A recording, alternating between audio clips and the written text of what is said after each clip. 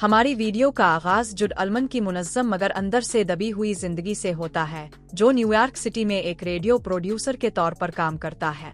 वो अपने बास वेड के ज़ेरे साया काम करता है, जो एक मशहूर मीडिया सेलिब्रिटी है और जिसकी मौजूदगी हर कमरे पर हावी हो जाती है। जुड की मेज पर इसकी बीवी क्वीन के साथ शादी की तस्वीरें रखी हैं, जो एक ऐसे रिश्ते की याद दिलाती है जो कभी महफूज और मजबूत महसूस होता था। आज क्वीन की सालगिरह है और शो खत्म होने के बाद जुड अपने बास से सिंडिकेशन नंबर्स के बारे में पूछता है, हालांकि इस दिन इसका दिल काम के बजाय घर में होना चाहिए। वेड थका हुआ होने का बहाना बनाकर घर जाने की बात करता है और बाद में फोन करने का वादा करता है। जुड दफ्तर से निकलता है, हाथ में केक होता है और मोमबत्तियां जल रही होती है। वो दिल ही दिल में इस छोटे से लम्हे की उम्मीद बांधता है जो शायद उन दोनों के दरमियान फासले को कम कर दे। मगर जैसे ही वो घर पहुंचता है, बेडरूम से आने वाली अजनबी आवाजें इसकी दुनिया को एक लम्हे में तोड़ देती है। दरवाजा खोलते ही वो अपनी बीवी क्वीन को अपने ही बास के साथ देखता है। क्वीन घबरा कर झूठ बोलती है कि ये पहली बार है, मगर वेड बेहिस्सी से सच बता देता है कि ये ताल्लुक तकरीबन 1 साल से चल रहा था।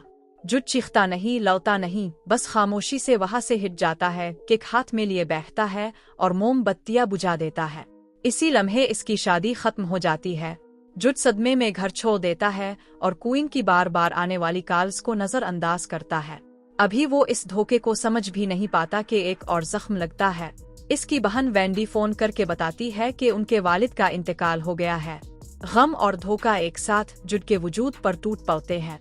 जनाजे में वो अपनी जाती तकलीफ छुपा लेता है और जब लोग क्वीन की गैर मौजूदगी के बारे में पूछते हैं तो वो झूठ बोलता है कि इसे जिम में चोट लग गई है। वेंडी, जो सच जानती है, इस आउट पर इसका मजाक उड़ाती है। उनकी माँ हिलेरी ऐलान करती है कि अगरचे उनके वालिद मुल्हिद थे, फिर भी उनकी ख्वाहिश थी कि खानदान शुआ बैठे। 7 दिन तक उन्हें एक साथ नीची कुर्सियों पर बैठकर दुआएं पढ़नी होंगी। पुराने जख्म फौरन खिल जाते हैं क्योंकि बहन भाइयों के दरमियान बरसों का तनाव मौजूद है। सबसे छोटा भाई फिलिप, जो बेतकल्लुफ और नापुख्ता है, अपनी बड़ी उम्र की मंगेतर ट्रेसी के साथ मजीद हलचल मचा देता है और माँ का बेरहमाना तबसरा माहौल को और बोझल बना देता है। दिन गुजरते जाते हैं। जुड क्वीन के बारे में आउट बोलता रहता है, वेंडी इस पर तंज करती रहती है और माँ वालिद की मोहब्बत भरी मगर शर्मनाक कहानियाँ सुनाती रहती है। रवायत तोड़ते हुए जुड शुआ के दौरान छपकर अपने वालिद की पुरानी दुकान जाता है, जहां इसकी मुलाकात अपनी साबिका गर्लफ्रेंड पेनी से हो जाती है। बातों बातों में जुड सच बता देता है कि क्वीन ने इसके बास के साथ धोखा किया है। पेनी के चेहरे पर अजीब सी खुशी झलकती है और उनके दरमियान पुरानी चिंगारी दोबारा जल उठती है। सब कुछ इस वक्त बखर जाता है जब क्वीन की कॉल्स और वेंडी के दबाव के बाइस जुड सच उगा देता है।